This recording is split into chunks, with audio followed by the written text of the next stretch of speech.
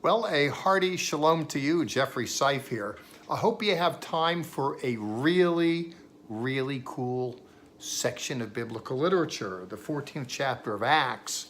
That's where we are, and Paul is on a wrap here. That is Luke, his biographer, is giving voice to finishing up the first of a few big steps that he took, journeys, and they're on their way home.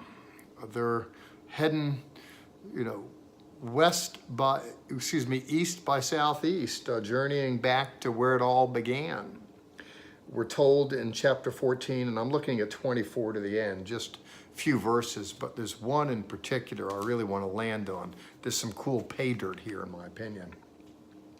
They're on the road, and we're told in 26 they sailed back to Antioch. Simple enough, Antioch. There are a few Antiochs in antiquity. Antioch, Syria, specifically.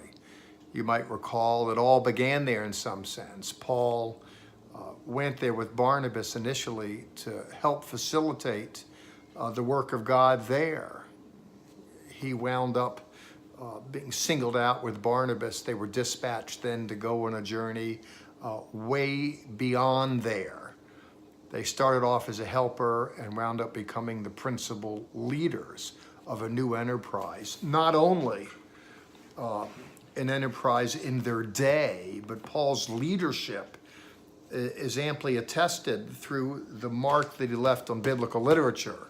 13 documents bearing his seal, never mind the Acts of the apostles that tell the story of his journey. I mean, Paul is the go-to guy to understand generations later what it means to be Christian, what it means to walk in the new halakha, the walk, what it means to follow Messiah. We're told in verse 26, they sailed back.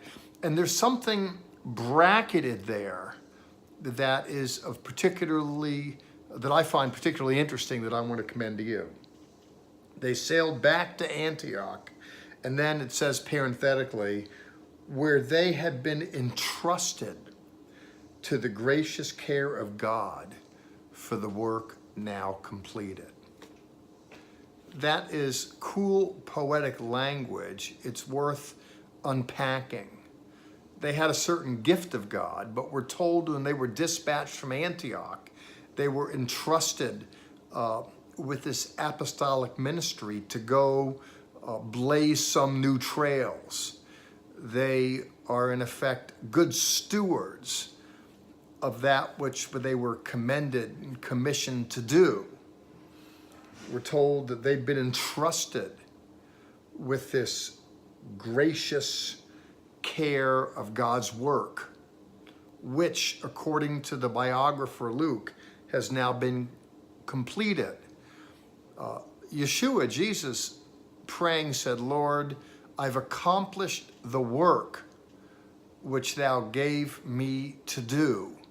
You might recall in his prayer in the 17th chapter of the Johannine Gospel. And now he says, Lord, I've done the work that you've given me to do. Would that we all could say that we've run with the baton that's been placed in our hand. Quite frankly, I think that Danya Greenberg, the founder of the Tree of Life Bible Society, can say that, Lord, you put this baton in my hand, and I took it and I ran with it, that through hell and high water, through the trials and tribulations, I accomplished the work. Now, what's interesting is Luke, his biographer, says, for the work now completed. That closed a chapter. That's a fact. That the return to Antioch signals the end of one chapter. But that's not the work completed. That's just that aspect of the work completed. Or the other end of this writing, there's more miles to travel. And it's in the next section of this man's ministry where we're going to find a wealth of literature that comes out of it. I'm thinking of the Philippians correspondences, the Thessalonican, the Corinthians, all the stuff that evolved out of his second journey, which is yet to come. There's a major landmark decision that's going to come in the next chapter, in the 15th chapter of the document. The point is here Luke speaks of it like it's over, but that's just one chapter that's over. There's more yet to come. And I mention that here in the context of the Tree of Life Bible Society, that I think that she, that is Danya, and we, and I'm thinking of myself as a participant, and there were some 70 in all that participated in tendering this particular translation. I think it could be said, because the work is in print, that we have accomplished the work, but it's not just this work. With the manufacture of that initial Bible, well, a few Bibles initially, that brings to closure that, but there's more chapters yet to be written.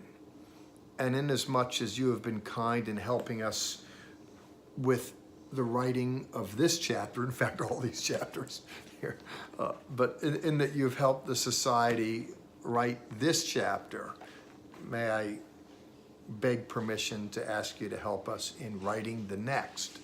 You can learn more about what that is just through the various correspondences that come through the society. But never mind me, never mind we, let's talk about you.